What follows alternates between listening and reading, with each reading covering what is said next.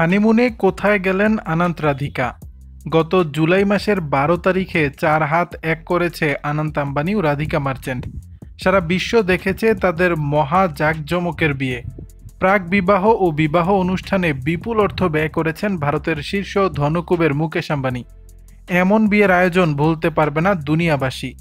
আনন্ত রাধিকার বিয়ের মাস পূর্তি হলো, এর মধ্যেই নিজেদের হানিমুন সেরে নিলেন আম্বানি বাড়ির নতুন দম্পতি। শোনা যাচ্ছে প্যারিস অলিম্পি নাকি গিয়েছিলেন তারা।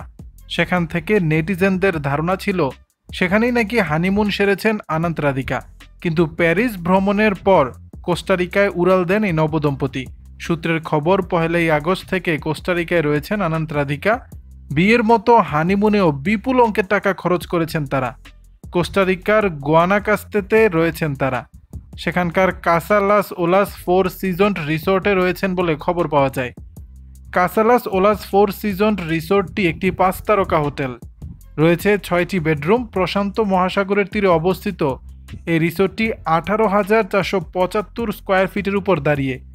১.৫ একরের জায়গার উপর সেই হোটেলটি। প্যাসিফিক মহাসাগরের ১৮০ ডিগ্রি ভিউ পাওয়া যায় রিসোর্টটির ঘর থেকে।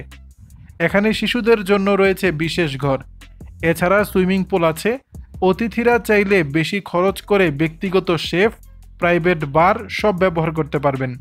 সেই রিসোর্টে এক রাতের খরচ ৩০,০০০ পাউন্ড, অর্থাৎ বাংলাদেশি মুদ্রায় তা প্রায় ৩৫ লাখ টাকার সমান। দর্শক, বিষয়টি নিয়ে আপনাদের মতামত জানাবেন নিচের কমেন্ট বক্সে।